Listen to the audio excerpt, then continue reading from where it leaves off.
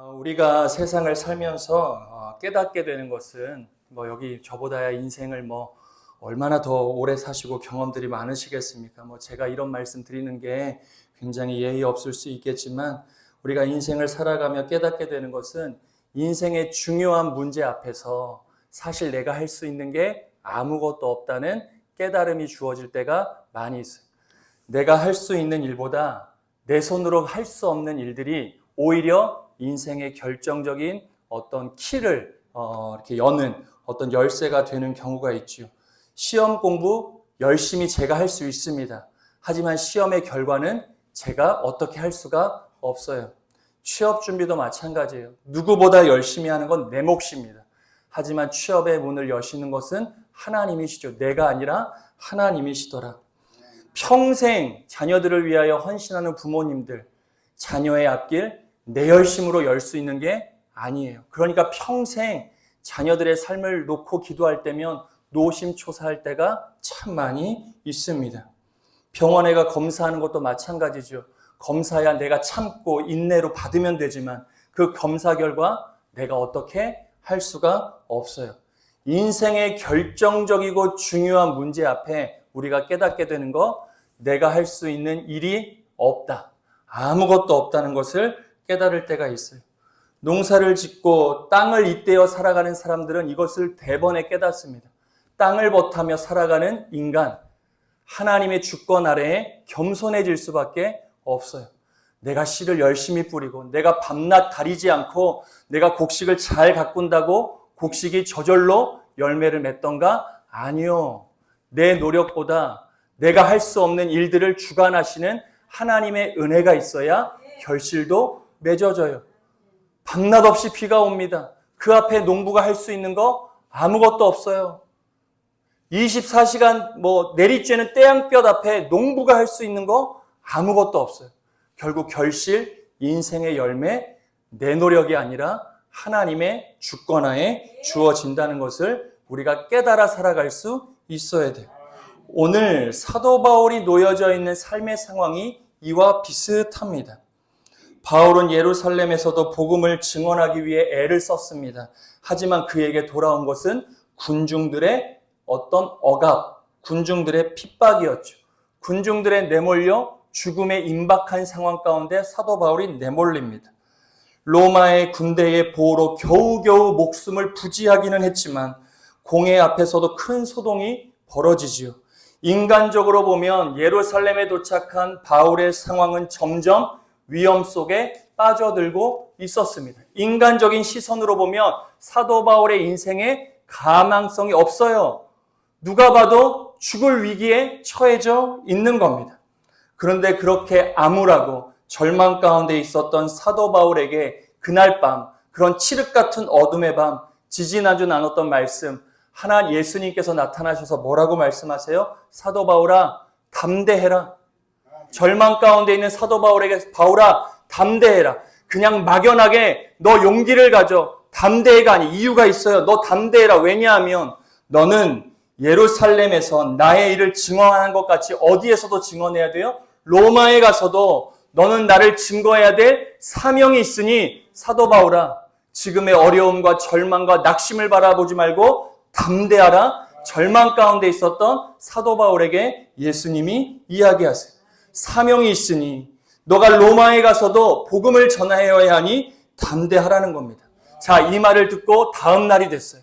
다음 날이 되면 어떤 일이 펼쳐져야 돼요? 우리의 상식 같으면 하나 예수님이 나타나 담대하래요. 로마에 가서도 복음을 증언해야 되니 사도 바울아 담대하래요. 절망의 밤이 지나갔어요. 담대하라는 말씀을 듣고 아침을 맞이했습니다. 사도 바울의 삶에 어떤 게 펼쳐져야 우리의 상식에 맞아요? 기적이 일어나야죠. 그날 밤에 주님이 담대하라 말씀하셨어요. 사도 바울이 칠흑 같은 어둠에 아멘, 주님, 저는 절망하지 않아요. 저는 주의 말씀을 듣고 담대하겠습니다. 로마까지 가서 내가 거기가 어딘지 모르지만 땅끝 로마에 가서도 내가 주의 복음을 증언하겠습니다. 그날 밤을 그렇게 이겨냈어요. 그럼 다음 날 사도 바울의 삶에 뭐가 일어나야 돼요? 기적이 일어나야죠. 그게 우리의 상식 아니겠습니까? 그런데 사도 바울에게 어떤 일이 일어나요? 12절이에요. 12절의 말씀을 같이 함께 읽어보겠습니다. 날이 새매 유대인들이 당을 지어 맹세하되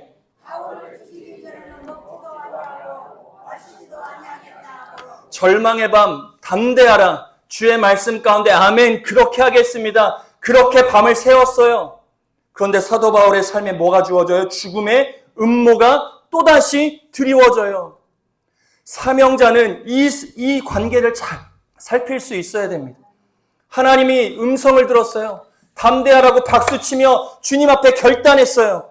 밤이 새웠어요. 그날 밤, 그날 아침에 죽음의 음모가 다시 한번 바울의 삶을 집어삼킵니다. 바울을 죽이려는 자가 자그마치 몇 명이나 몰려요? 40명이요. 단순히 화가 난 정도가 아니에요. 뭐 하겠대요? 사도 바울이 죽기 전까지는 뭐도 안 하겠대요?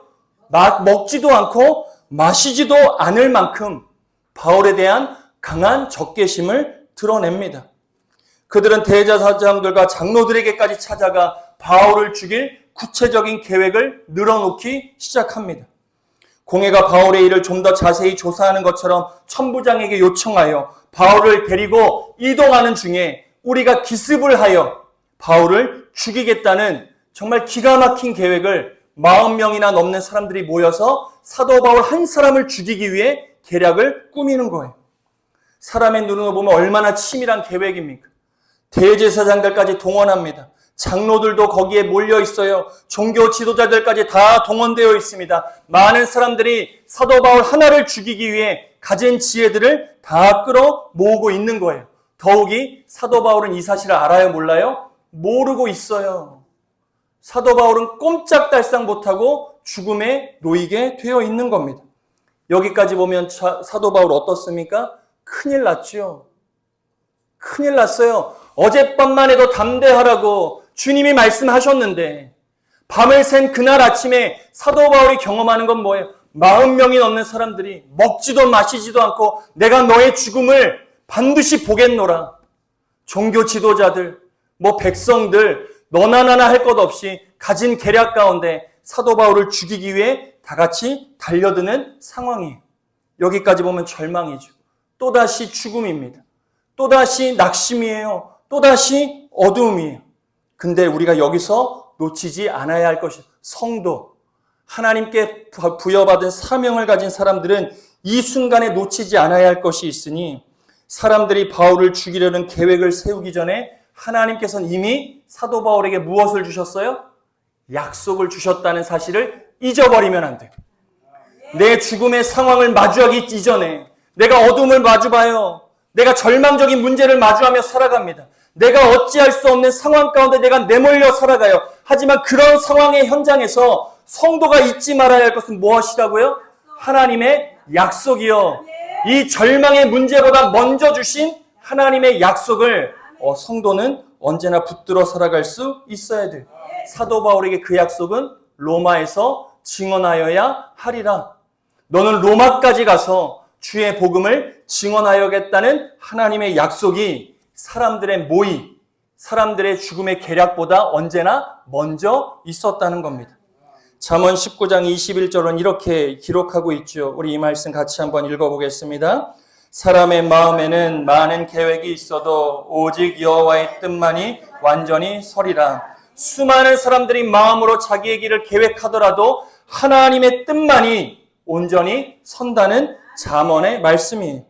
사람들이 얼마나 많은 계획을 세우며 살아가면 여기 계신 분들도 얼마나 많은 계획을 세우세요. 선한 계획을 세우며 살아갈 때도 있고 때로는 누군가는 악한 계획을 품기도 합니다. 그러나 그 어떤 계획도 하나님의 주권을 넘어설 수가 없어요.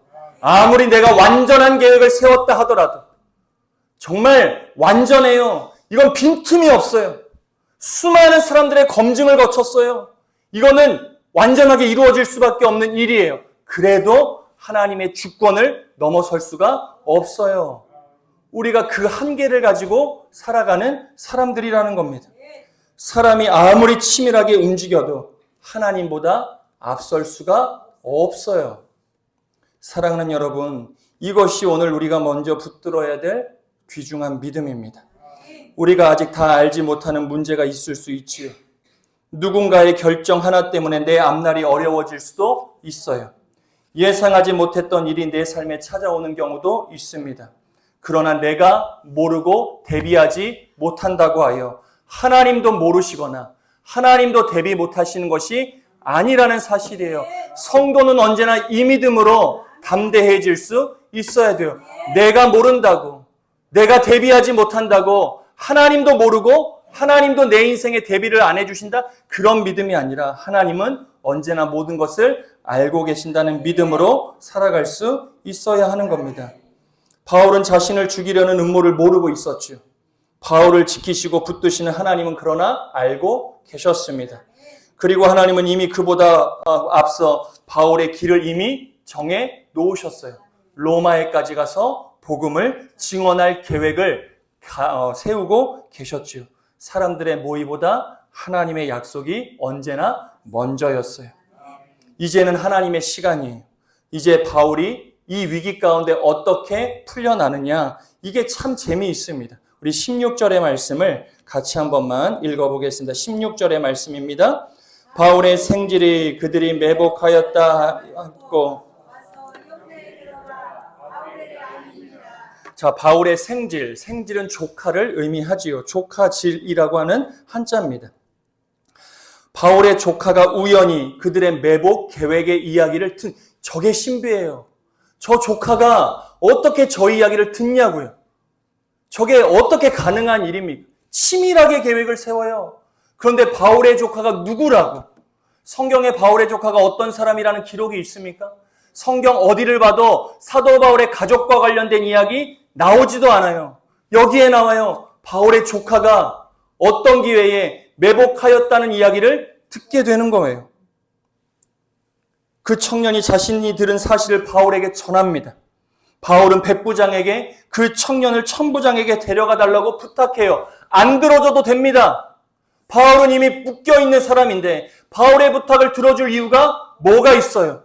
그런데 생질 조카의 이야기를 듣고 사도 바울이 천부장에게 이 사정을 간절하게 얘기하니 그 천부장이 바울의 이야기를 들어줘요.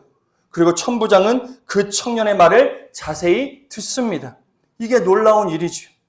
바울을 죽이려는 40명이 넘는 사람들이 비밀리에 계획을 세웠지만 그 비밀이 한 청년의 귀에 들어가는 거예요. 이게 신비해요. 그리고 그 작은 일이 바울의 생명을 살리는 결정적인 통로가 되어져요. 저 청년이 저 이야기를 들음으로 바울에게 전하고 바울이 천부장에게 이야기하고 천부장이 바울의 말을 듣고 그 조카의 말을 들어줌으로 바울이 저 절망의 자리에서 벗어날 수 있는 길을 열게 되었던 겁니다. 한 청년이 듣습니다. 백부장에게 전달해요. 천부장이 그 말을 받아들여요. 그 말을 믿어요. 천부장이 어떤 사람이에요? 어마어마한 권력을 가진 사람이에요. 정말 천하디천한 저 생질 어린 조카의 이야기를 천부장이 듣고 믿어요. 하나님은 이렇게 평범한 사람과 아무렇지도 않은 것 같은 과정을 통해서도 하나님의 거룩한 뜻을 이루어 가시더라는 거예요. 이게 가능한 일입니까? 우리도 하나님의 역사를 너무 특별한 방법에서만 찾으며 신앙할 때가 있습니다. 기도한 뒤 갑자기 모든 문제가 해결되어야만, 내가 기도한 뒤에 해결되어야만 하나님이 역사하신 것처럼 우리 스스로가 여길 때가 있어요. 물론 기도를 해야 하나님의 응답을 우리가 느끼고 체험하는 경우가 있긴 하지만 내가 기도하고 어떤 거룩한 신비를 통하여 하나님이 역사하신다? 그렇게만 신앙하는 것은 아니죠. 그러나 하나님은 때론 아주 평범한 방법, 우리의 일상 안에서 하나님의 신비한 방법을 통해 우리의 삶에 역사하시는 경우가 얼마나 많은지 몰라요. 내가 힘들어 있을 때 무심코 걸려온 한 성도의 전화를 통해 내가 살아갈 힘을 얻을 때가 있어요. 기대하지 않아요. 내가 전화를 기다리는 사람이 아니잖아요. 절망 가운데 힘없이 주저앉아 있는데 우연하게, 표현이 좀 그렇지만 어느 날 느닷없이 전화 오는 한 성도의 목소리를 듣고 그와 대화하는 중에 하나님의 살아계심을 내가 경험할 때가 있어요. 어려운 문제를 놓고 고민할 때 누군가의 조언이 내 삶의 모든 문제를 해결하는 길을 여는 통로가 되는 경우가 있어요. 병원에서 받은 정확한 진단이 더 큰 위험을 막아주는 경우가 있지요. 평소에는 별것 아니라 생각했던 한 사람이 결정적인 순간에 내 삶에 큰 도움이 되는 경우도 있습니다. 그렇다고 일상에서 일어나는 모든 일들이 하나님이 내게 주시는 특별한 신호다, 그렇게 해석하며 살아갈 필요는 없지요. 그러나 우리는 분명히 믿고 고백할 수 있어야 됩니다. 하나님께서는 아주 작은 사람과 평범한 과정을 통해서도 하나님의 놀랍고 위대한 일들을 우리의 삶에 이루어 내시는 분이시다. 이 믿음을 가지고 일상에 하나님의 은혜를 우리가 발견하는 삶을 살아낼 수 있어야 돼요. 힘들고 어려운 자리일수록 이 하나님의 은혜를 우리가 경험해낼 수 있어야 돼요. 왜요? 그 자리에서도 내 삶을 도우시는 하나님의 은혜의 통로가 있어요. 나는 없다고 생각해요. 힘드니까요. 어려우니까 없다고 내가 여겨요. 그래서 나는 신비한 경험을 쫓아 살아가는 경우도 있지요. 하지만 그 어려운 자리에서도 하나님께서 내 삶에 비추는 작은 은혜의 빗줄기가 있어요. 우리가 그것을 찾아내고 그것을 의지하는 삶을 살아낼 수 있어야 합니다. 우리도 그래서 우리 스스로를 작게 여기지 않아야 됩니다. 바울의 조카 사도 아니었어요. 능력 있는 자가 아니었습니다. 유명한 지도자도 아니에요. 권력자도 아니었습니다. 그러나 하나님께서는 그 작은 청년, 아무것도 아닌 청년, 세상적으로 볼 땐 보잘것없는 청년을 사용하셔서 하나님의 사도 바울을 건져내시지요. 그 조카를 통해서도 놀라운 일을 행하십니다. 우리의 작은 관심도 하나님의 손에 붙들리면 누군가를 살리는 거룩한 통로가 될 수가 있지요. 외로운 사람에게 건네는 나의 전화 한 통이 누군가를 살려요. 누군가를 살린다고요. 어려운 사람의 이야기를 그저 들어주는 일만으로도 누군가가 살아갈 용기를 얻을 때가 있어요. 필요한 사람에게 조용히 손 내미는 일도 하나님께서 사용하실 수 있어요. 그래서 우리가 그런 일들을 주저하지 않아요. 성도 간에 이런 일들이 주저함이 없어야 돼요. 창피해서, 남보기가 부끄러워서 교회 내에서도 손을 내밀고 그 손을 붙드는 일들이 점점 인색해지지 않아야 돼요. 그런데 우리의 시선은 이미 다른 데 가 있죠. 누군가가 도움을 청하기 위해 손을 내밀면 그 손을 바라보며 붙드는 신앙이 아니라 그 손을 바라보며 우리 스스로가 평가해요. 우리가 그러니 점점 인색해지죠. 힘들어도 교회에 와서 힘들다 말을 못해요. 힘들어서 교회 나오는데, 외롭고 지쳐서 교회 나오는데 그 말을 하지 못해요. 교회 와서 더 외로워요. 더 지쳐요. 교회 와서 더 상처받아요. 저는 우리 빛내리 교회가 그런 교회가 되지 않기를 간절히 축원드립니다. 외롭고 힘들어 교회 와도, 우리 빛내리 교회만 와도 살아갈 힘을 얻어야죠. 손을 기꺼이 용기 있게 내밀 수 있는 그런 교회가 돼야죠. 아무런 평가와 판단 없이 힘든 사람의 손을 용기 있게 붙들어주는 그런 교회가 되어야죠. 그런 교회에 하나님의 역사가 이루어지는 거예요. 이어지는 본문을 보면 하나님의 보호하심은 더욱 놀랍게 나타나지요. 천부장은 백부장 둘을 불러 이런 명령을 합니다. 23절의 말씀을 같이 함께 읽어보겠습니다. 백부장 둘을 불러 이르되 밤 제3시에 가이사라까지 갈 보병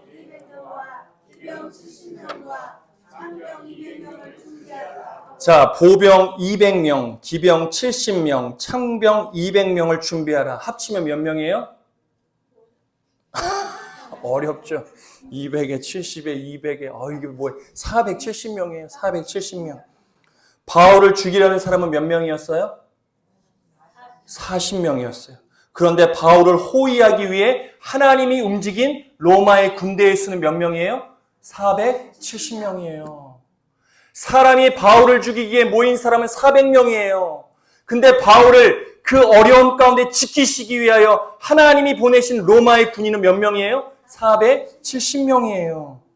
천부장은 하나님을 믿는 사람이 아닙니다. 그는 로마의 군인으로서 치안을 유지하고 로마 시민인 바울을 보호하기 위해 자신의 임무를 그저 감당할 뿐이었지만 하나님께서는 바로 그 로마의 제도와 군대를 사용하셔서 누구를 지켜요? 바울을 지켜내시더라는 거예요. 사람들은 바울이 가이사라로 가지 못하도록 길에서 죽이려고 했지요. 글로 이동하는 중에 기습하여 죽이려 했습니다.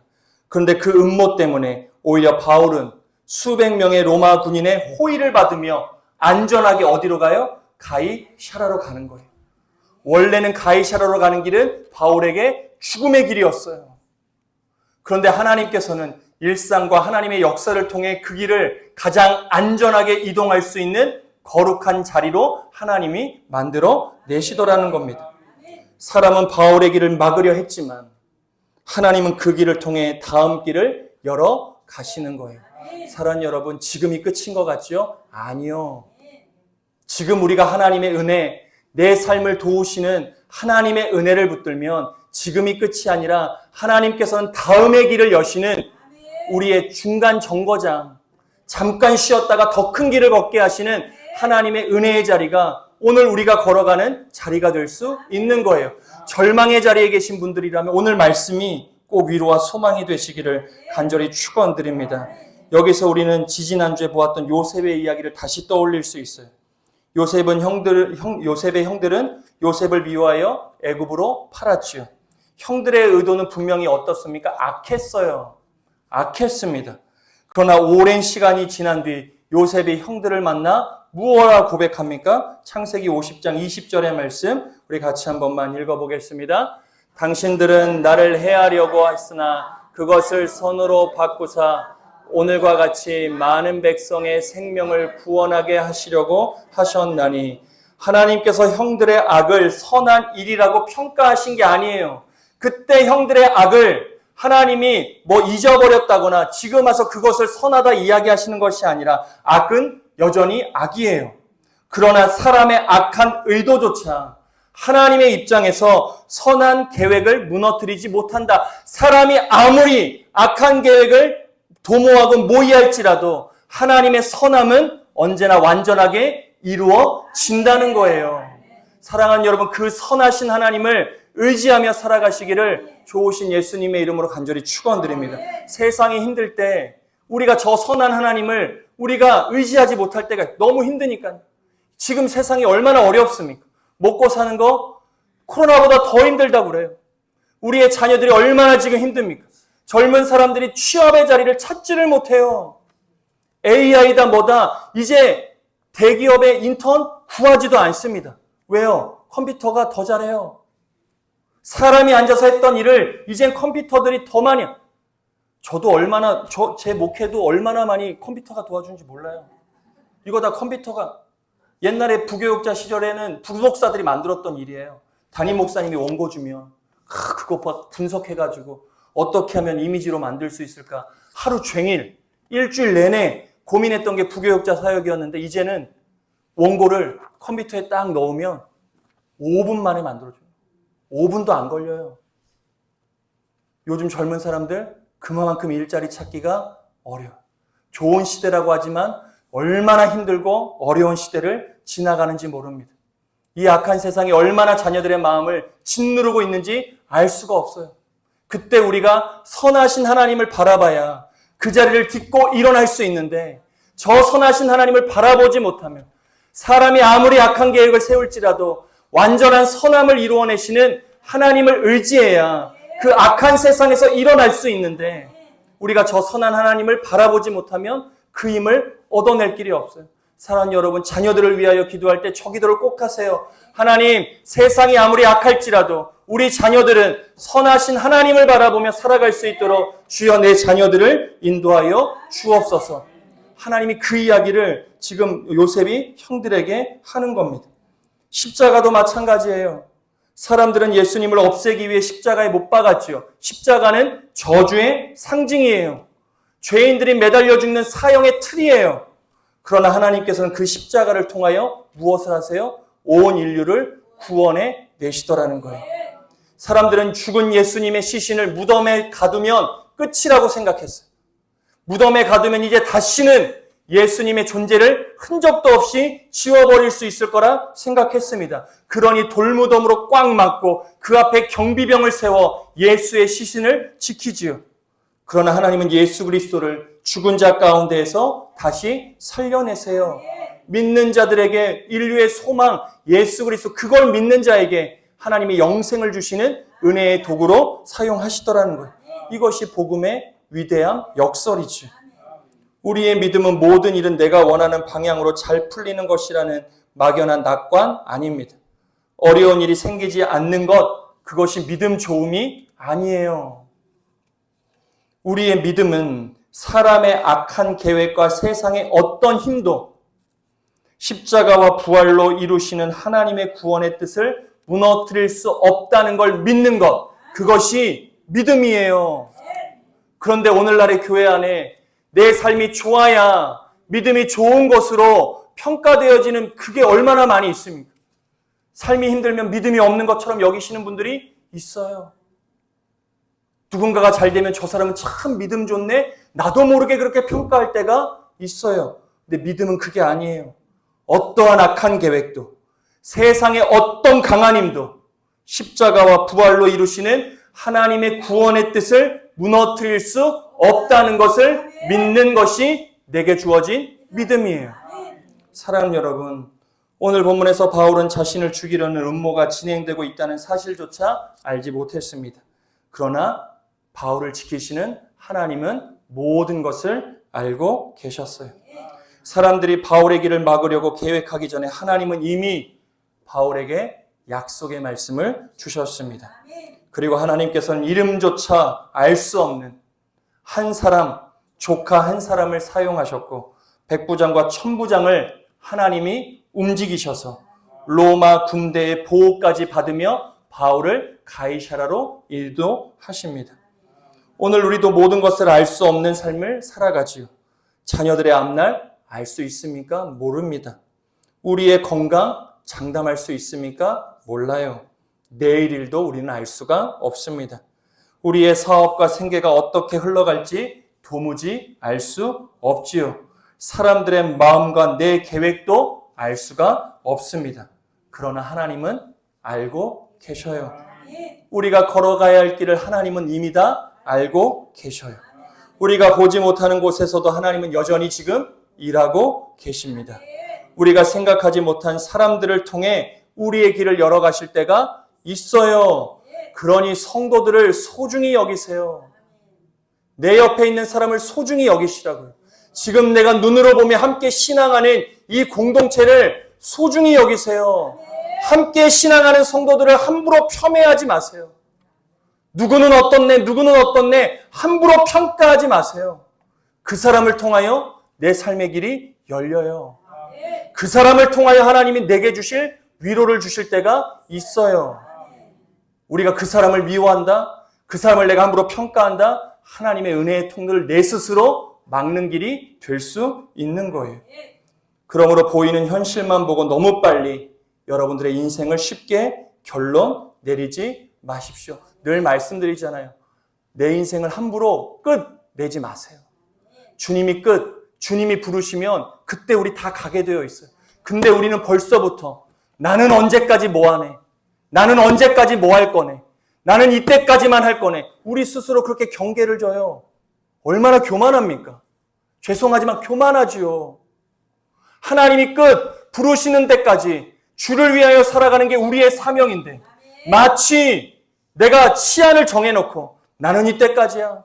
나는 이때까지만 할 거야. 아무것도 안 할 거야. 우리 스스로 하나님의 주권 위에서 내 스스로의 인생을 결정하려 할 때가 얼마나 많이 있던가. 하나님의 주권 아래 겸손할 수 있어야 합니다. 길이 막힌 것처럼 보여도 하나님의 길까지 막힌 것은 아니에요. 그러니 우리가 무너져도 솟아날 구멍이 있다는 것처럼 하나님은 언제나 피할 길을 예비하세요. 사람의 계획이 강해 보여도 하나님의 뜻보다 강할 수가 없어요. 내가 아무리 할 수 없는 것처럼 느껴져도 하나님이 일하고 계시니 괜찮아요. 내가 할 수 없다고 절망할 이유가 없어요. 하나님이 하시면 돼요. 남은 한 주 여러분들의 평생의 삶에서 우리 앞에 놓인 문제보다 크신 하나님을 매일의 삶에서 바라보시기를 바랍니다. 사람의 말보다 하나님의 말씀을 더 신뢰하고 눈앞의 상황보다 하나님의 신실하심을 더 의지하며 살아가십시오. 사람의 모의보다 앞서시고 작은 일까지 사용하여 자신의 뜻을 이루시며 십자가와 부활을 통해 마침내 구원의 역사를 이루시는 하나님을 믿고 담대하게 살아가는 저와 여러분의 평생의 믿음의 여정 꼭 되어지시기를 좋으신 예수님의 이름으로 간절히 축원드립니다.